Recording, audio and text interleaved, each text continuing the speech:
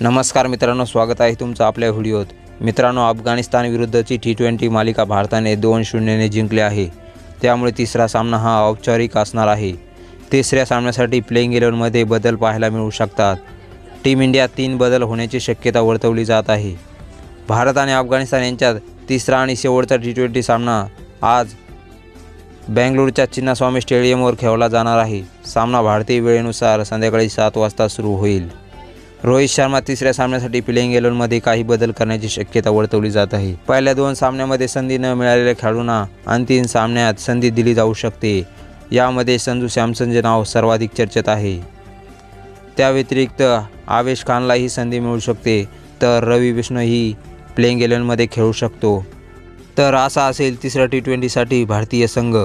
रोहित शर्मा, यशस्वी जायसवाल, विराट कोहली, शिवम दुबे, संजू सॅमसन, रिंकू सिंग, अक्षर पटेल, वॉशिंग्टन सुंदर, कुलदीप यादव किंवा रवी बिश्नोई, हर्षदीप सिंग आणि आवेश खान।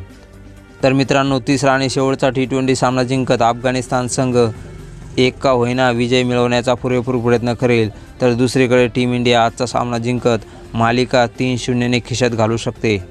तर आजच्या सामन्यात रोहित शर्मा कसं प्रदर्शन करतो ते पाहणं महत्त्वाचे ठरणार आहे, कारण या अगोदरचे दोनही सामने रोहित शर्मा 0वर बाद झालेला आहे।